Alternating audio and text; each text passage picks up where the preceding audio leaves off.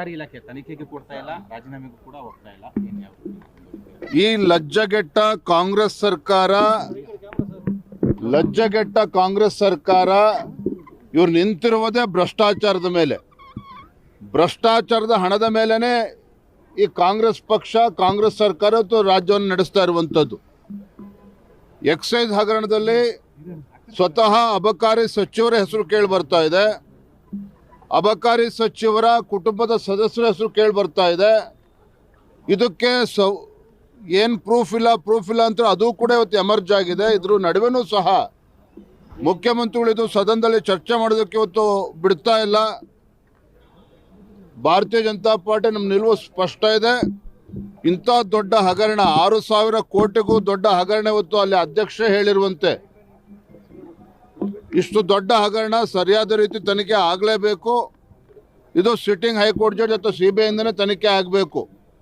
ಮತ್ತೊಂದು ಕಡೆ ನೀವು ಗಮನಿಸಿ, ರಾಜ್ಯ ಸರ್ಕಾರ ಇಡೀ ರಾಜ್ಯವನ್ನ ಕುಡುಕರ ರಾಜ್ಯವನ್ನಾಗಿ ಮಾಡ್ತಾ ಇದೆ. ನಾನು ಪದೇ ಹೇಳ್ತಾ ಇದ್ದೆ, ನಾನು ಹೇಳೋದಕ್ಕೆ ಕಾರಣನೂ ಕೂಡ ಇದೆ. ಗ್ರಾಮೀಣ ಭಾಗದಲ್ಲಿ ಇವತ್ತು ದಿನಸಿ ಅಂಗಡಿಯಲ್ಲೂ ಕೂಡ ಇವತ್ತು ಯಥೇಚ್ಛವಾಗಿ ಇವತ್ತು ಹೆಂಡ ಸರಬರಾಜು ಆಗ್ತಾ ಇದೆ. ಕಾರಣ ಅಂತ ಹೇಳಿದ್ರೆ ಸಿದ್ದರಾಮಯ್ಯನವರು ತಮ್ಮ ಬೊಕ್ಕಸಕ್ಕೆ ಹಣವನ್ನು ತುಂಬಿಸ್ಕೋಬೇಕು, ಗ್ಯಾರಂಟಿಗಳಿಗೆ ಹಣ ತುಂಬಿಸ್ಕೋಬೇಕು ಅಂತ ಹೇಳಿ ಇವತ್ತು ಟಾರ್ಗೆಟನ್ನು 35% ಟಾರ್ಗೆಟ್ ಇವತ್ತು ಜಾಸ್ತಿ ಮಾಡಿದ್ದಾರೆ ಕಳೆದ 2.5 ವರ್ಷದಲ್ಲಿ.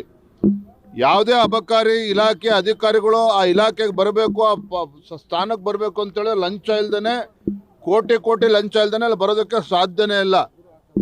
ಇದೆಲ್ಲದರ ಪರಿಣಾಮ ಏನು ಅಂತ ಹೇಳಿದ್ರೆ, ಗ್ರಾಮೀಣ ಭಾಗದಲ್ಲಿ ದಿನಸಿ ಅಂಗಡಿಯಲ್ಲೂ ಕೂಡ ಹೆಂಡ ಮಾರೋದಕ್ಕೆ ಇವರು ಅವಕಾಶವನ್ನು ಕೊಟ್ಟಿದ್ದಾರೆ.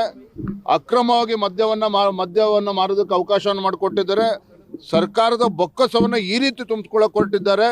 ಇಂಥ ನಾಚಿಕೆಗೇಡಿನ ಲಜ್ಜೆಗೆಟ್ಟ ಸರ್ಕಾರ ಕರ್ನಾಟಕದ ರಾಜಕೀಯ ಇತಿಹಾಸದಲ್ಲಿ ಎಂದೂ ಕೂಡ ನೋಡಿರಲಿಲ್ಲ. ಇವತ್ತು ಜನ ಇದಕ್ಕೆ ಇವತ್ತು ಶಾಪ ಆಗ್ತಾ ಇದ್ದಾರೆ. ನಾನು ಕೇಳೋದು, ಮುಖ್ಯಮಂತ್ರಿಗಳಾಗಿ ಜನರ ಕಲ್ಯಾಣದ ಬಗ್ಗೆ ಚಿಂತನೆ ಮಾಡಬೇಕಾಗಿರ್ತಕ್ಕಂಥ ರಾಜ್ಯದ ಮುಖ್ಯಮಂತ್ರಿಗಳು ಇವತ್ತು ಗ್ಯಾರಂಟಿ ಅಂತ ಹೇಳಿಕೊಂಡು ಗ್ರಾಮೀಣ ಭಾಗದ ಬಡ ಕುಟುಂಬದ ಜೀವನವನ್ನು ಹಾಳು ಮಾಡೋದಕ್ಕೇನು ಸ್ವತಃ ಮುಖ್ಯಮಂತ್ರಿಗಳು ಇಳಿದಿರುವಂಥದ್ದು ಇದು ದುರ್ದೈವ.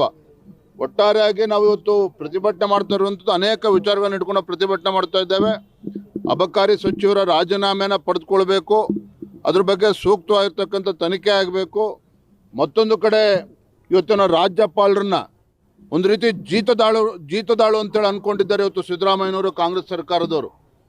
ಏನು ಹಿಂದೆ ಇಂದಿರಾ ಗಾಂಧಿಯವರು ಯಾವ ರೀತಿ ಅವರ ಆಡಳಿತಾವಧಿಯಲ್ಲಿ ಯಾವ ರೀತಿ ರಾಜ್ಯಪಾಲರ ದುರುಪಯೋಗ ಆಯಿತು ಅಂತೇಳಿ ಇಡೀ ದೇಶ ನೋಡಿದೆ.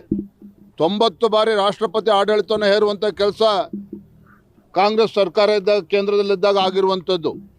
ಇದು ನಡುವೆ ರಾಜ್ಯಪಾಲರಿಗೆ ಇವತ್ತು ಜಂಟಿ ಅಧಿವೇಶನದ ಸಂದರ್ಭದಲ್ಲಿ ಅವರಿಗೆ ಅಪಮಾನ ಮಾಡಿರುವಂಥದ್ದು, ದುರ್ವರ್ತನೆ ಮಾಡಿರುವಂಥದ್ದು, ಮತ್ತು ಅದನ್ನು ಡಿಫೆಂಡ್ ಮಾಡ್ಕೊಳ್ಳುವಂಥದ್ದು ಅವ್ರು ಮಾಡಿದ್ದೇ ಸರಿ ಅಂತೇಳಿ ಇವತ್ತು ಮಾನ ಮರ್ಯಾದೆ ಬಿಟ್ಟು ಇವತ್ತು ಪಾದಯಾತ್ರೆ ಮಾಡಿಕೊಂಡು ಇವತ್ತಲ್ಲಿ ಮುತ್ತಿಗೆ ಹಾಕ್ತಾರಂತೆ. ಯಾವ ಪುರುಷಾರ್ಥಕ್ಕೋಸ್ಕರ ಮುತ್ತಿಗೆ ಹಾಕ್ತೀರಿ? ಒಟ್ಟಾರೆಯಾಗಿ ಕಾಂಗ್ರೆಸ್ ಸರ್ಕಾರ 2.5 ವರ್ಷದಲ್ಲಿ ಇವ್ರ ಯೋಗ್ಯತೆಗೆ ಯಾವುದೇ ಒಂದು ಹೊಸ ಯೋಜನೆ ಕೊಡೋದಕ್ಕೆ ಸಾಧ್ಯ ಆಗಿಲ್ಲ, ಅಭಿವೃದ್ಧಿ ಕೆಲಸ ಮಾಡೋದಕ್ಕೆ ಸಾಧ್ಯ ಆಗಿಲ್ಲ.